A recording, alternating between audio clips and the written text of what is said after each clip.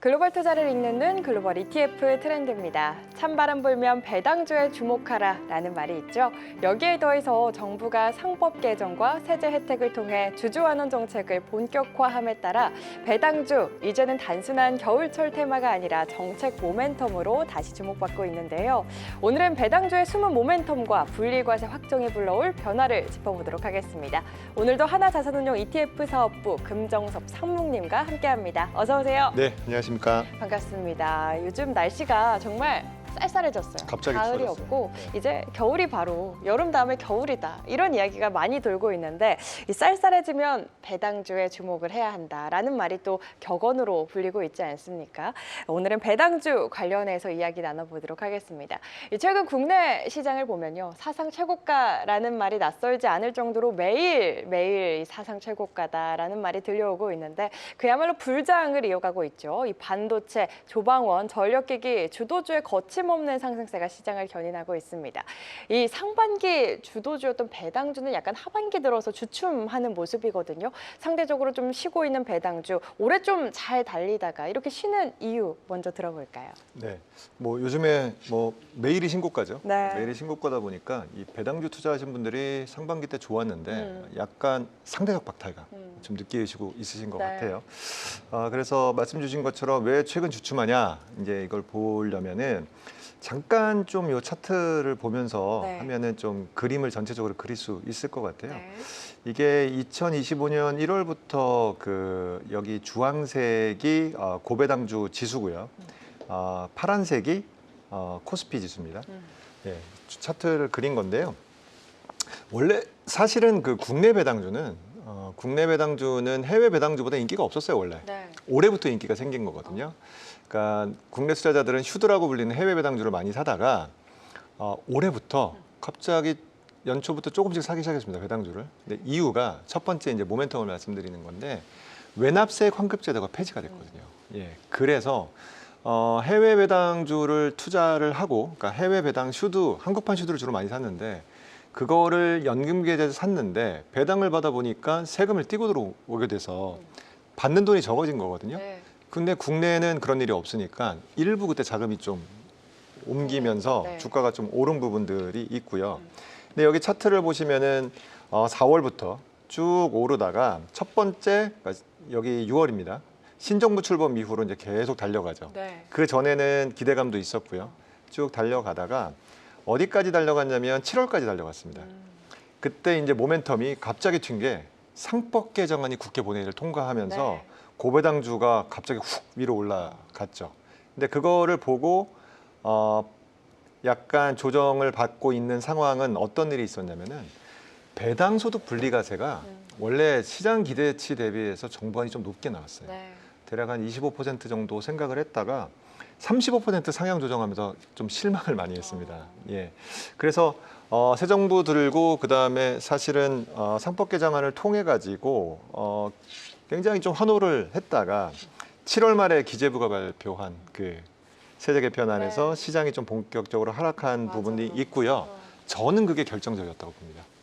그게 결정적이었다고 봅니다. 네. 그리고 사실은 주가가 고점 대비 좀 빠지긴 했지만 그래도 연초 이후 한 30% 올라갔고 최근 보면은 좀 그 고점 대비 약간 좀 이제 올라가는 형태, 예, 조정받았다가 다시 이제 그 반등하는 형태인데 힘이 없어요. 예, 힘이 없는 상태인데 일단은 시장의 수급이 기존 주도주로 좀 많이 간 게 있고요. 뭐 반도체 아주 열광하고 있고, 그쵸. 그다음에 기존 주도주가 가는 종목들이 더 가고 이제 이런 부분들인데, 근데 결론부터 말씀드리면 7월 때 빠졌던 이유를 한번 생각해 보자. 그때는 분리과세 세율 관련된 이슈고 그게 아직 확정이 안 됐거든요. 네. 예, 그래서 그 부분만 어떻게 좀 바뀔 수 있다면은 다른 이유는 없습니다. 기업들이 뭐 나쁘거나 그런 건 아니기 네. 때문에 그래서 차트를 보시면서 보시면은 이제 그 내용이 핵심이었다 이렇게 말씀을 드릴 수 있을 것 같아요. 배당주가 부진했던 이유에 대해서 차트와 함께 설명을 해주시니까 더 이렇게 와닿고 그때로 돌아간 것 같은 기억이 또 납니다. 이 배당주는 주가 상승을 우리가 바라기도 하지만 뭐니 해도 이 배당의 매력이 투자를 결정할 때 중요한 요소가 되잖아요. 그렇다 보니까 이 배당 관련 정책이 어떻게 되느냐가 투심을 또 좌우하는 것 같습니다. 올해 배당 관련 정부 정책이 좀 어떻게 진행이 되고 있는지 아까 살짝 언급을 해주셨지만 조금 더 자세하게 설명해 주신다면요. 그 주주 가치를, 그러니까 소액 주주를 보호하고 주주 가치를 개선하기 위한 노력은 꽤 오래됐어요. 그러니까 2020년부터 지금 거의 한 5년 정도 있었는데요. 크게 한 3-4번 정도의 그 큰 정책들이 있었고요. 최초로 이제 2020년에 상법 개정이 돼서 지금 현재 2차, 3차 상법 개정의 틀이 마련이 됐고요.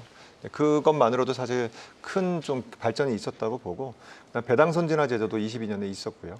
밸류어 프로그램, 그다음에 올해 7월, 8월에 1, 2차 상법 개정을 하면서 코스피가 3,000포인트를 돌파해서 이제 4,000까지 가게 된 거고요. 그런데 이 2번에 걸친 올해 특히 이제 상법 개정이 정부가 사실은 강제적으로 체질 개선을 시킨 거거든요. 네. 그동안 배당 성향도 낮고 자사주 매입도 적고, 그다음에 주주 가치보다는 그 대주주 위주로 되어 있는 그런 것들을 굉장히 많은 제도들이 있었어요. 그래서 이사 충실 의무를 좀 집어넣고요. 주주에 대해서 충실해라. 그런 것도 있고. 그래서 어느 정도는 그건 일단락 된 것 같습니다. 근데 이제는 뭐냐면 세제 관련된 게 이제 남은 것 같아요. 세제 관련 남은 거고, 이거는 만약에 이게 해결이 된다. 그 대표적인 게 2가지거든요. 배당을 받는 거에 대해서 실제로 분리과세를 시켜줄 거냐. 그러면 시켜주면은 세율을 어떻게 해줄 거냐. 그러니까 시장이 기대하는 수준을 해줄 거냐라는 게 관전 포인트가 하나 있고요. 2번째는 이것도 좀 강제적이긴 한데 자사주 매입 의무화, 소각 의무화 제도가 제대로 실행이 될 거냐. 이건 굉장히 강력한 거거든요. 그러니까 시장에 유통되는 주식수를 강제로 줄이는 거고요. 네. 그리고 이게 의무화거든요. 1년 내에 무조건 다 소각을 해야 되는 부분이기 때문에 주가에 즉각적인 반응이었어서 이 2가지의 콤비네이션이 시장의 기대치만큼 만약에 나온다면 5,000포인트 충분히 기대할 수 있고요. 그 이상도 볼 수 있다고 봅니다. 앞으로 4사주 소각 의무화와 함께 또 세제 개편과 관련해서 어떤 내용이 나올지 잘 체크를 해봐야겠습니다. 주도주 대비해서 주가 상승이 낮기는 하지만 주요 고배당주 종목들을 살펴보면 아까 말씀을 해주신 것처럼 연초 이후 30% 정도의 상승률 보이고 있는데요. 일각에서는 배당주 치고 너무 주가가 많이 오른 거 아니냐라는 이야기도 있습니다. 이 부분은 좀 어떻게 보실까요? 그러니까 이제 밸류업 정책이라는 것의 의미가, 그러니까 PBR 한 배는 가라는 얘기거든요. PBR 미치면은 그 사실 상폐해라 이런 얘기까지 정치권에서 나왔었거든요. 일리 있는 얘기라고 보고요. 아니 그 주식시장에 상장을 했으면 실제로 자산 가치인 PBR보다는 높아야지 상장한 의미가 있는 건데, 한 배가 안 되니까 좀 창피하긴 하지만 한 배까지 올리라는 거였고. 그런데 지금 그 고배당주 ETF가 국내에 여러 가지가 있는데 그 안에 종목들의 면면을 보면 한참 멀었습니다. 오른 게 별로 없습니다, 지금까지. 예, 여기 잠깐 데이터를 보시면 시장에서 주로 배당주라고 불리우는 종목들인데요. 쭉 보시면 삼성화재가 지금 현재 한 1.3배 정도 되고요. 그 SK텔레콤 국내 1위 사업자인데 최근에 정부 유출 관련된 이슈가 있긴 했지만 한 배 안 되거든요. 기아현대차, 기아차 0.85, 현대차 0.72, 하나금융지주 0.57, 우리금융지주 0.5. 이 말이 안 되는 겁니다. 네, 이거는 근데 이 기업들이 돈을 못 버느냐? 약간 외부 요인이 있긴 하죠. 현대기아차 같은 경우에는 관세 관련된 이슈도 있고요.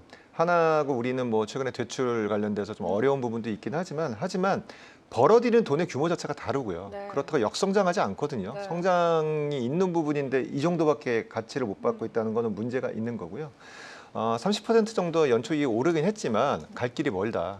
특히 최근에 주도주로 보고 있는 그런 성장주들 있지 않습니까? 조광원을 필두로 반도체, 전력기기 이런 기업들의 현재의 PBR 밴드, PBR 수준을 보면은 이건 말이 안 된다. 근데 이렇게 된 거에는 아직까지 그 세제나 이런 부분들에 대한 좀 더 강한 정책이 필요하다. 그걸 또 반증하는 거다. 그렇게 좀 볼 수 있겠습니다. 네, 저평가 받고 있는 기업들 속상하면서도 어떻게 보면은 이런 부분이 좀 해결이 된다면 기회로 또 봐도 좋을 종목들인 것 같습니다. 앞으로 배당주 관련 주가 흐름 어떻게 좀 우리가 봐야 할지 주목해 볼 만한 모멘텀이 있다면 어떤 게 있을까요? 일단 첫 번째는 배당주도 분리과세 보셔야 되고요. 지금 일정도 좀 보셔야 되는데, 일단 이 분리과세가 거액 고객들, 그러니까 종합소득이 한 2천만 원, 배당뿐만 아니라 다른 것도 마찬가지인데 합쳐서 2천만 원 넘으면은 최대 세율을 때리겠다는 개념이거든요. 그런데 이제 국가별 배당세율을 보면은, 그러니까 저희가 2천만 원이 기준점인데 2천만 원 넘으면은 최대 지금 49.5%까지 좀 맞게 되어 있는데 주요 국가 대비 배당 소득세율이 저희가 너무 높은 수준이에요. 여기 보시면 미국이 15%, 일본이 20, 독일이 26 이런데 그 높다는 프랑스도 30이거든요. 근데 저희는 2천만 원이 넘으면은 거의 50% 육박하니까 네. 아 이거는 좀 너무 징벌적이지 않느냐 그러네요. 이런 것 때문에 분리과세의 제도의 필요성을 좀 반증한다, 그러니까 근거가 된다라는 말씀을 좀 드릴 수 있을 것 같고요. 이 배당소득 분리과세의 내용은 그 정부안을 좀 보셔야 되는데 왜냐하면 이게 관전 포인트거든요. 네. 시장이 생각하는 수준으로 나올 거냐 관전 포인트인데 정부안은 일단 현재 나온 게 배당 성향 40% 이상. 근데 이러면은 기업 몇 개 안 나옵니다. 배당성 번 돈의 배당을 40% 한다는 그러니까요. 기업들이 많지가 않아요. 네. 그래서 그 정부안엔 또는이 붙어 있습니다. 또는? 그런 기업이거나 네. 아니면 25%. 어. 25% 정도면 좀 꽤 기업이 많이 나오거든요. 네. 배당 성향 25%의 엔드 조건이 붙습니다. 직전 3년 평균 대비해서 3년 평균 그 배당 성향 그 늘린 거를 봤더니 한 5% 정도는 3년 평균 늘었다. 성공. 그러면 해주겠다. 요건 좀 그래도 꽤 들어오거든요, 네. 기업들이. 그래서 이게 실제로 어떻게 될 건지 좀 보셔야 될 것 같고 세율은 이것도 정부안은 35%예요. 3억 이상인 경우에 3억 이상, 그러니까 최대 세율로 35%. 원래 49.5였으니까 낮아졌죠. 네. 하지만 약간 아쉽습니다. 35%면 이게 더 낮아질 수 있다라는 시장의 기대가 있어요. 그래서 그 부분을 좀 보셔야 되고 네. 시기는 여기 보시면 26년 사업연도에 기속되는 배당 금일이 되어 있는데 이게 말이 어렵거든요. 네. 이 얘기는 뭐냐면 27년부터 한다는 얘기예요. 음, 아, 이것도 좀 아쉬워요. 그렇네요. 당장 내년에 해야 되는데, 그러니까요. 예, 그래서 그 얘기들이 지금 나오고 있거든요. 네. 그다음에 법률은 조세특례법. 이 얘기는 뭐냐면 상시법이 아니라 3년만 해준다는 얘기예요. 특례법이거든요. 이것도 좀 아쉽습니다. 그렇네요. 그래서 이 정부안을 가지고 지금 국회에 이 이 배당소득 분리과세 관련해서 법률이 많이 올라와 있어요. 거의 뭐 한 10개 가까이 올라온 걸로 알고 있는데 네. 11월 달에 그 조세 특위가 있거든요. 거기서 정부안과 아쉬운 점 몇 개 있잖아요. 네. 그래서 그거에 대한 그 의원 입법안들이 여러 개가 있는데 이거를 병합해서 연말까지 결론이 날 것 같아요. 그래요? 예, 기대하고 있습니다. 이렇게. 그래서 그 부분은 좀 뉴스가 많이 나올 것 같은데 따라가시면서 우리가 기대되는 대로 되면은 굉장히 강력한 거거든요. 그렇죠. 예, 그래서 배당주 다시 한번 갈 수 있는 것들이 되니까 되게 중요한 시점입니다, 지금. 그렇네요. 네네. 그러면은 이 사실 기대감이 있을 때 지금 조금 투자를 해야 할지 아니면은 연말에 확인하고 투자를 해야 할지도 고민. 실제로요. 배당주가 지금 상대적 박탈감이 커서 안 들어오다가 네. 최근에 배당주들의 그 개인들 순매수가 좀 늘고 있긴 네. 합니다. 네. 그런 그 스마트머니성도 좀 들어오는 것 같고요. 네. 그런데 뭐 확인하고 들어가면 가장 안전하겠죠. 그쵸. 네네. 네, 이렇게 좀 정책 모멘텀이 받쳐줘야 배당주가 확실히 좀 올라간다. 연말까지 좀 확인을 하고 갈 필요도 있다라고 이야기를 해주셨습니다. 분리과세가 어떻게 좀 확정이 되느냐도 중요한 모멘텀이다라고 이야기를 해주셨는데 관련 내용에 대해서는 현재 어떻게 좀 진행이 되고 있나요? 네, 일단 그 입법이 돼가지고 좀 올라갔고 이게 딱 그 순서가 있거든요. 네. 11월 달에는 그 기재위 조세소위원회가 있어요. 거기서 이제 뭘 결정하냐면 최고 세율 인하폭하고 시행 시기 같은 것들이 조정이 될 것 같아요. 네. 그래서 정부안과 의원안이 있는데 이거를 병합해가지고 통으로 심사를 한다고 합니다. 통으로 심사를 해가지고 그러니까 정부에서는 최근에 멘트들을 보면은 하도 말이 많으니까 최고 세율 35% 정부안인데 낮출 수도 있는 것 같아요, 분위기가. 그래요? 예, 그 부분에 대해서 인지를 하고 있고 검토해보겠다는 당국자들의 멘트들이 좀 나오거든요. 그래서 좀 기대를 하는 부분이 있고요. 인하가 정말 될 것이냐. 49.5에서 35면 약간 아쉬운데 네. 35. 이게 이소영 의원안 같은 경우는 25%거든요. 25요? 예. 25까지도. 네, 낮아지면 어. 좋겠죠. 근데 모르겠습니다. 안들이 많기 때문에. 네, 그쵸. 그래서 그 부분이 관전 포인트 하나 될 것 같고요. 그게 만약에 안이 확정이 되면요. 이게 법사위로 올라가요. 그것도 한 12월 정도에 다 확정이 될 걸로 예상이 되는데 네. 법사위 올라가게 되면은 거기서 의결을 하고 이제 본회의 들어가면 확정인데 그 여당에서 이제 그런 얘기를 하더라고요. 그 코스피 5천 특위 있거든요. 그쪽에서 어떤 멘트를 했냐면 올해 말까지 자사주 제도와 세제 개편 등의 논의에 집중하겠다. 그러니까 올해 말이라는 표현이 들어갔기 때문에 네. 한번 좀 기대하시면서 통과가 되는지 보시고 그리고 세부 내용도 중요하겠죠. 네. 세율을 좀 낮춰주고 그렇게까지 되면은 배당주는 아까 주가가 빠졌던 게 그 정부안 나오고 빠졌거든요. 네. 근데 정부안이 저희 시장이 원하는 수준이 되면은 다시 올라가야죠. 어, 예. 그 모멘텀을 좀 보셔야 될 것 같습니다. 알겠습니다. 연말이 일단 포인트가 좀 터닝 포인트가 되길 바라면서 연말에 산타가 또 오지 않습니까? 산타의 선물 같은 소식들 전해질 수 있도록 기대를 해보죠. 이 여러 가지 법률 올라가 있다고 했는데 이 최근에 배당주 분리과세가 또 고배당주 펀드에도 도입이 될 수 있다라는 관측이 나오고 있는데 이 얘기는 어떤 내용인가요? 이것들이 뭐 기사에 계속 나오고 있는데요. 네. 그 원래는 정부에서는 이 분리과세를 주식이 한정해서 이제 그렇죠. 최초안이 올라갔었거든요. 근데 이제 그 금융권에서 사실은 투자자들이 배당을 받을 때 투자하는 방식이 사실 펀드로 많이 가입하셨거든요. 네. 고배당주 펀드 같은 경우도 최근에 금액도 엄청 많이 늘었고요. 근데 그쪽은 그 세제 혜택이 빠져 있었어요. 안에. 그래서 그거를 좀 넣어주셔야 된다라는 것들을 협회나 이쪽에서 계속 말씀을 좀 드렸었는데 최근에 이 부분을 좀 검토하겠다는 뉴스가 좀 있더라고요. 네. 근데 그렇게 되면은 이제 조건은 뭐 여러 가지 뭐 확정은 아닌데 추측하기로는 펀드 자산의 일정 규모 비중 이상으로 고배당주에 투자를 하면은 분리과세 혜택을 주겠다 이런 얘기도 있어서 사실은 그 제도가 좀 시행이 되면은 그것도 또 그 나름대로 또 큰 호재인 것 같습니다. 그쵸. 예, 고배당주 펀드가 규모가 꽤 되거든요. 네. 근데 거기에 세제 혜택을 주게 되면은 주식을 투자하시면은 주식은 대부분 뭐 중간 배당이나 뭐 이런 게 없으면 1년에 한 번 정도 배당을 받아요. 네. 그런데 이제 주로 이거 가입하시는 분들이 배당으로 생활하시는 분들이 많거든요. 근데 1년에 한 번 받는데 이 배당주 펀드 가입하시면 많은 상품들이 월배당을 해주거든요. 네. 그래서 훨씬 더 유리해요. 어. 돈 받기도 편하고. 네. 그래서 국민들이 그 또 하나의 월급으로 고배당주 펀드를 많이 이용하고 있기 때문에 거기에 분리과세 제도까지 들어오게 되면은 사실은 그 투자하는 투자자도 많이 늘어날 것 같습니다. 그렇겠네요. 그래서 확실히. 이것도 한번 좀 살펴보셔야 확정될 때까지 좀 살펴보셔야 될 것 같습니다. 알겠습니다. 월배당 매력도 있고 또 배당주 투자하시는 분들이 안정성에 대한 기준이 굉장히 높다 보니까 ETF로 또 많은 자금이 몰릴 것 같은데 이런 내용까지 또 통과가 된다라고 하면 더 많은 자금이 쏠릴 것 같습니다. 이런 정책 효과를 누릴 수 있는 국내 상장 고배당주 ETF 저희가 또 이야기를 안 할 수 없을 것 같은데요. 어떤 것들이 있고 주목해 볼 만한 고배당주 ETF는 뭐가 있을지도 궁금합니다. 그 고배당주 ETF는 이제 이름이 고배당이니까 그러니까 배당을 이제 많이 준다는 거거든요. 네. 근데 많이 준다라는 의미는 시장 지수보다 많이 준다는 의미예요. 그래서 고배당주는 통상적으로 뭐 공식은 아닌데 시장 배당 주는 거에 2배 이상 주는 거를 고배당주라고 통상적으로 보거든요. 네. 그래서 그런 종목들을 좀 골라서 보시면 될 것 같고요.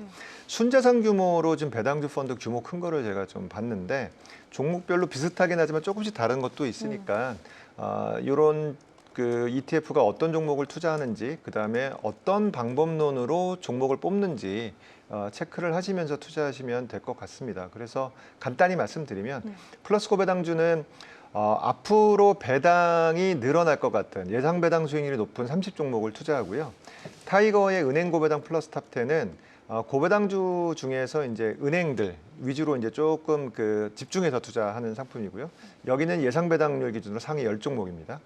그리고 타이거 코리아 배당 다우존스는 여기는 고배당 팩터보다는 배당 성장 팩터를 좀 보는 것 같아요. 5년 동안 배당 성장률이 높았던 종목 30종목을 고른다고 합니다. 그리고 코덱스 고배당주는 여기도 예상 배당률 기준으로 상위 여기는 50개네요. 50종목을 투자하고요.